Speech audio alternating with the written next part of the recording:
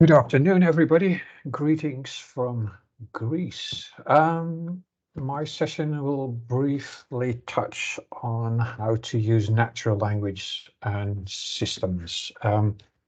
One of the things that we increasingly find is how to align tech with the business needs, or how we communicate in IT versus how does the business communicate about their data. And trying to match up the need of the business with the service that IT provides is a increasing challenge. And I'm going to show a little bit about that. So nowadays, the little drawing that I did was basically a data lake at the time, but now that we have data mesh and the next data fabric coming out, we will probably find that there will be more data somethings coming out for the next years. But we're really trying to focus on the language because it communicates something. And as ChatGPT so beautifully demonstrates, is text can be generated without any effort from our side. As soon as you have a little bit of a prompt going, then ChatGPT will fill in the blanks as this little text demonstrates in the almost in the words of Nietzsche. Of course, he's deceased for quite a few years. But it shows you that text generation is relatively easy and cheap. And but does that really solve our misalignment in IT? Because we still have a gap between what we as nerdy techie professionals do with our systems and how to talk to people. And if we don't figure that one out, we will produce systems that not necessarily serve the communication that the business people actually need to do their work. And to be able to actually reach that point, we need to figure out how to develop a shared and common language. And different domains in organizations speak different things, different language, different nouns, different verbs. But some of the departments that actually work together will have a shared domain language. And of course, there's always this little department that does very obscure things in the organization that has very little to do with anything else. And then you find the domain specific language. And introducing standardized words in the organization and actually using a standardized vocabulary to align the organization is one of the bigger challenges. And since the organizations are big, we have professionals in their own field all over the place, how to get all of them aboard, because everybody is different. Everybody has a different line of business, has a different expertise. How do you go aboard? How? And Remco beautifully demonstrated the Elm logical modeling, and I just wanted to pick it up from there. I had a core business concept forum that I was happy to receive from him as a demonstration purposes. And you can see that in the wider range of communicating with business people to align their needs and what are they doing in their business, it's very easy to use Elm as a top-down approach to find the scope of terms and words that you want to use. And a more detailed form specifically for customer here, we can start naming the attributes, the subject areas, the identifiers, and all kinds of information that is related to that. And Remco demonstrated that we can add some more language to that, but we may need to be a little bit more specific than that. And that's where the fact-oriented modeling comes in, which even moves a step further from that. Now, importing search artifacts that go top-down into a tool like KStock is very easy. You just open the artifacts file, and it will show you a graph of all terms related. Nicely color-coded, so you can see, wait a minute, the light green came from the employee form, and yellow came from the product form, and you kind of get an idea what's going on. And then, of course, you need the definitions, you need your plurals, you need your aliases, abbreviations. So when it comes down to language and being able to use all of the different aspects of that, we need to annotate it big time. And one of the things to actually verify these structures is to start stating facts, because we can annotate it, we can give all these different verbiages, we can do the concept types, but we actually need to be able to verify that with the people in the business. So one of the things to do there is to actually state facts in the language of the business, illustrated with concrete examples. So in this case, instead of saying, we have a store and we have a region, we actually would have to specify store with store ID 1 is located in the region UK. And as soon as the business people verify that as a valid fact, then we have dissected a little bit of information grammar, so if you will. And that will add more fine-grained detail to the information structure up to that point. And this is really the process of information modeling using natural language with concrete examples and using facts.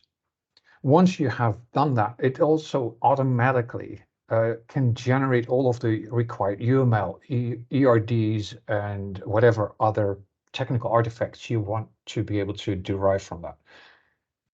A small example, on the left, you can still see how the top-down approach was. In the middle, you will see the more fine-grained details in effect model. And on the right, you will see the automatically generated logical diagrams from that. Spicy little detail, at the bottom of each table, you will actually be able to read back the actual facts that were communicated that created these tables. And the way that that works is you have communication sessions with the business, you dissect the grammar through fact expressions, and then you derive all the artifacts, which gives you a better guarantee of aligning your systems with actual business needs. Now, as I've been saying for the last couple of Knowledge Gap conferences and many other conferences across the globe, this is not something that is very new, and it is still very crucial to be applied in any IT product. The research actually goes all the way back to somewhere in the 50s, if I'm correct, and continues in the 90s, and even to this date is being researched and developed in products. And the whole idea is that we don't look at tables, we don't look at entities and classes, column properties, but we also don't take a very technical approach. We're not doing XML, JSON API definitions and all of that. These are all things that are being generated out of the information model that is solely based on, I hate to say it, relationships. Not just the foreign keys that you might think of as a relationship, but also the relationship of the column with the table itself. All of those connecting parts are considered relationships. And that requires to go from informal human communication to a more formal communication into stating facts that can be verified, all the way down to the logical and the system implementation. Then it becomes part of the human communication. And a similar descent you will find stating articles in law, coming to procedural descriptions, to all the way down to system development, so you can also support the vertical architecture and not just the horizontal architecture that states how you move data from A to B, but also make sure that you have the governance in procedural way. So I'm going to get through some slides illustrating how that would work. And I borrowed these from one of my previous sessions, so some of the example data might be a little off for Knowledge Gap, but bear with me. So what is the speaker? What is the definition for a speaker? What are the attributes? What are the relationships? We all need to answer that before we can build any system. And one of the things that we're going to do is start stating facts. Marco and Howard speak at the meetup. As people who have been present there may know that it's from a Dharma South Africa meetup, great informal sessions. But it actually states multiple things, so we should break that up. We should break it down into the elementary facts because it states two different things. It says Marco speaks at the meetup and how it speaks at a meetup.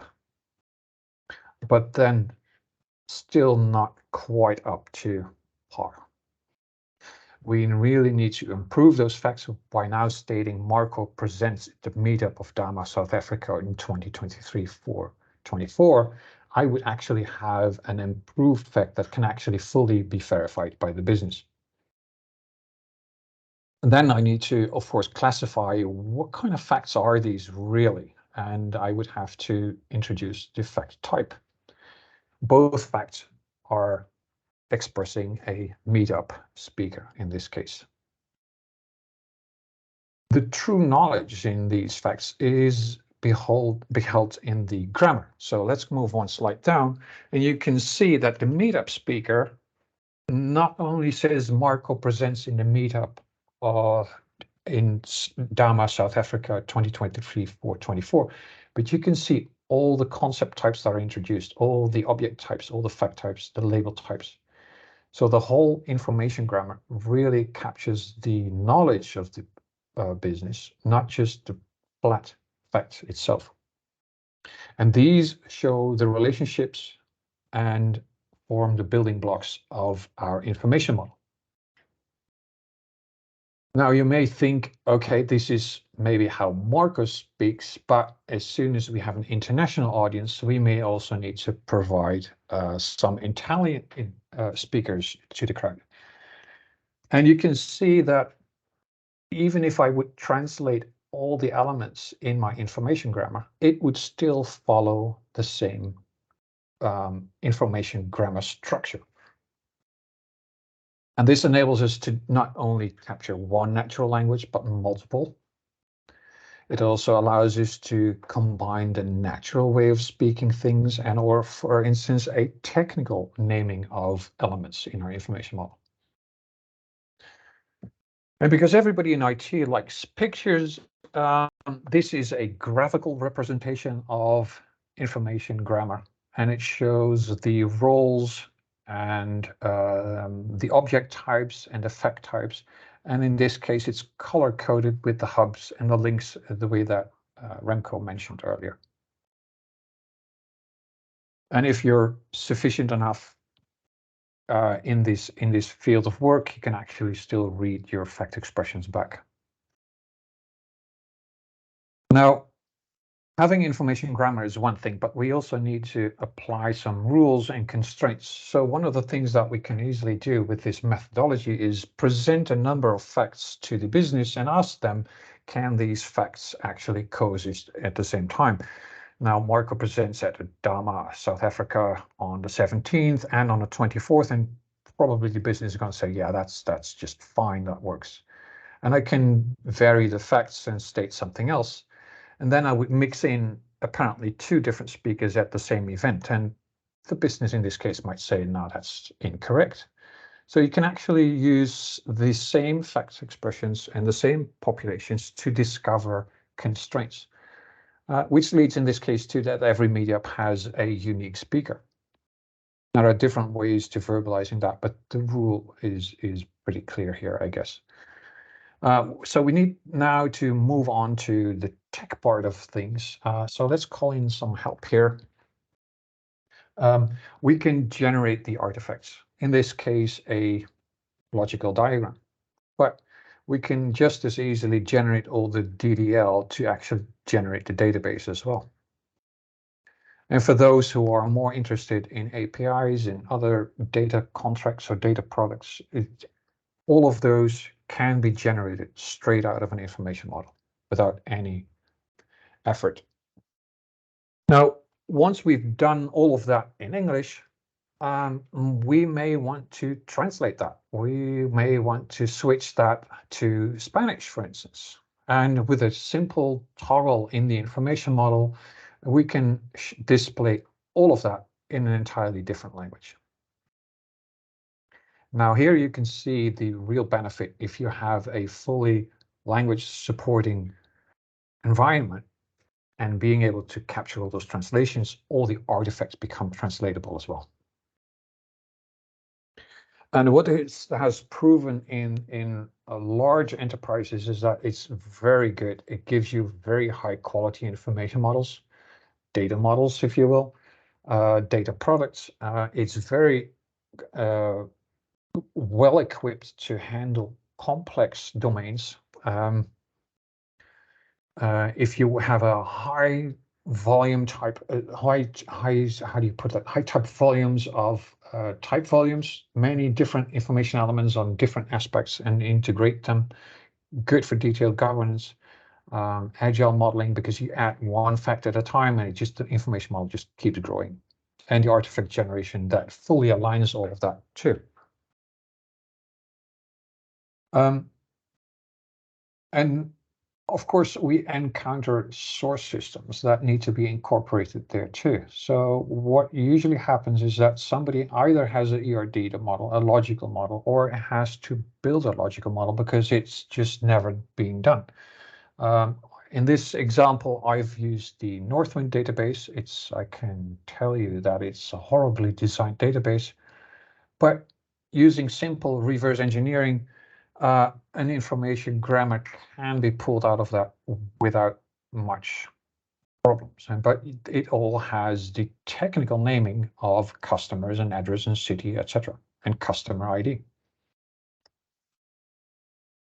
Now, one of the things that we need to do is then maintain the actual mapping. This is the source system on the left, and on the right, we have our reverse engineered information model that's supposed to be capturing that. We have example data that we can pull out of the database as well.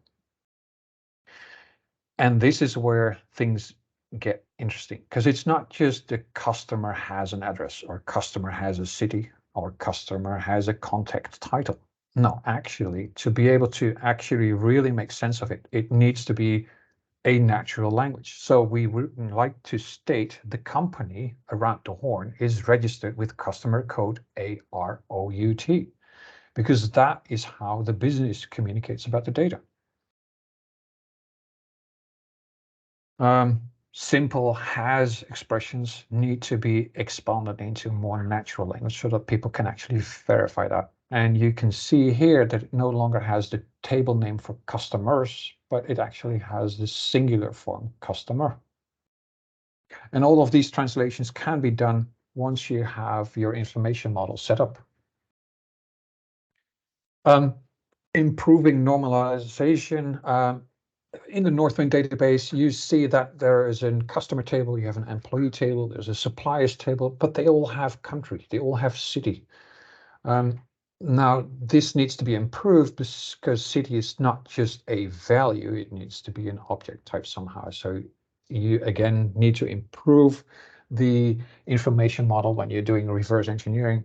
So looking at a source system and simply taking that as is usually not a very good idea. You need to somehow improve that and bring it up to speed with the business needs, because it's not just the technical stuff. And then you realize, wait a minute, I have cities and countries, they actually should be combined, because I might have an Amsterdam in the Netherlands, but I might have an Amsterdam somewhere else. So the city is not just London and it's not just Amsterdam, it needs to be combined with something else. So there's still more work to do. Now, providing the proper names, you can see here a few screenshots that initially show some reverse engineering, but it also then keeps all the vocabularies. I've enhanced it to be the natural language of English, but I still keep the technical names with it from the Northwind source database. So as soon as I start generating artifacts, I can use the natural language and the business names for it and combine it with all the technical names from a source system. Mentioned a little bit earlier, we have our AI systems that is great at augmenting text, generating text, and I thought hard about how to integrate that into an environment like this. I find it personally very helpful in helping you to think outside of the box. We're all poor human beings that think in our own little pipeline or bubble. And sometimes we need someone to challenge us to think outside of that. ChatGPT with all its generative stuff is amazing for that. So coming from a small example, using some terms here, I asked ChatGPT to write a business scenario using the following terms, and it comes back with a paragraph that says, "Well, initially you think it's wonderful. It says John Doe, a student from city name, has been assigned an apprenticeship in the city of population," and then it becomes very nebulous. This AI was not doing very well in that respect. So let's ask him something else. Can you provide me a plant UML mind map script using the following data model terms? And it comes back with a script and it renders into a diagram, but it still doesn't cut it because I was really looking for something that was actually a mind map like this. And you can see that the AI actually doesn't really help if you want an accurate, high quality data model. So what is it good for? Well, apparently you have to organize yourself first. So you still need to have a solid information model that preferably aligns with some of the source systems. And then you start have some AI involvement in helping to get more questions around the model that you have. And we currently implemented the AI as in, can you give me some comments? Can you try to give me a definition? Can you make up some example data that might fit this description? Or what other questions come to the surface? And then when you really are on track, you might want to train your own AI. So coming from an information model, you may want to have a Python script, in this case, Spacey, to train your AI using Python grammar. And it ties in the grammar that you put into the information model and not just standard internet English.